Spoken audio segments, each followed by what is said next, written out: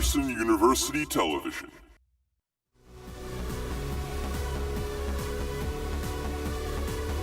Hello everyone and welcome back to the very first edition of Press Start Reviews. My name is Alec Roman. And I'm George Buchelli. On this edition of Press Start Reviews, we will be reviewing the brand new God of War on the PS4. In God of War, we see a new side of Kratos as he is much older, and for the first time in the series, he's left the mountain and islands of Greece for the Nordic tundra of Scandinavia. Right off the opening title screen, the game takes you into a sweeping narrative as we get to see what Kratos has been doing since he conquered Olympus in the last God of War. He will take his path to destruction to Valhalla. But enough about Kratos, Odin, and Thor. Let's get to the actual good parts of this game. Right. If you are a fan of the combat system and the display of the original God of War series, then prepare to learn a new system. The camera has moved from bird's eye view looking down on Kratos to a more tight over the shoulder, making combat more personal. Kratos can choose to use his magical Leviathan axe to slowly chop and throw enemies away, or he can go for the more personal approach by simply using fists. Kratos can also viciously finish off enemies with final combos that look so much better with the tighter camera. And for the first time in the series, combat is based on skill and not how fast you hit the buttons, but you need to block attacks and pick weapons carefully in order to survive. Boss battles are difficult now and take patience and strategy.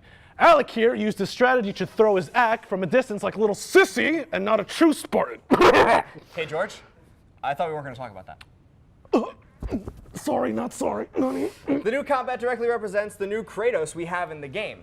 As a fan of the games with heavy character development, this game delivers Kratos trying to control his rage and be an understanding father, but also preparing his son for the dangers that will now come with knocking down the door as his mother is dead and Odin wants to speak to the god killer himself. We also see for the first time that Kratos gets tired, often leaving battles limping and covered in blood. Now, this may sound trivial, but those minute details all humanize Kratos, who goes from being a man solely driven by anger and malice to a father whose concern is for the well-being of his son. Another thing about God of War that is impressive is the overall look of the game. Gameplay flows effortlessly through cutscenes into the scenery. It's a stark contrast to the games in the past. God of War in Greece was set in a fantastical world, fighting as the city of Rhodes burned, literally climbing up the body of Gaia, Mother Earth. In the new God of War, it's based on realism, and the set are devoid of life, besides the animal of the forest and our protagonists. Monsters spring out from the woods, creating a feeling of being surrounded, which is beneficial in a game that focuses so much on feeling alone. Although Kratos is not totally alone in this game. Kratos has a son. Right from the first 30 seconds of the game, we as the player are introduced to Atreus, the son of the God of War. Atreus is a slight annoyance in the beginning of the game, mostly being there to yell warnings at his father. He eventually becomes an integral part of the game, though. Whether that is stunning enemies with some well-placed arrow or jumping on their backs and freezing them in place, Atreus is an integral part of the game's story and will hopefully become even bigger character as the new trilogy commences. Of course, however, as with any games, there are some bad sides, like the revamped combat system that forgets to include the heads-up display or a lock-on mechanic. So sometimes combat with multiple enemies gets hectic when you don't know who you're aiming for or what enemies are behind you, which does add a layer of difficulty, but not in a fun way.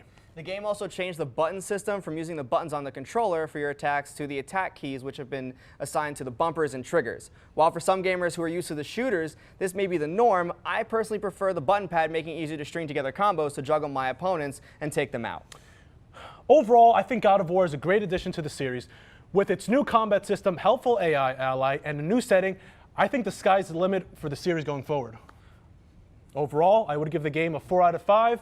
It is a great game, but it still has some room to improve before I can call it perfect. God of War in the series is based solely on the violence, and now with a great new story and new sides to a familiar character, I believe they have forged a new path for the series going forward.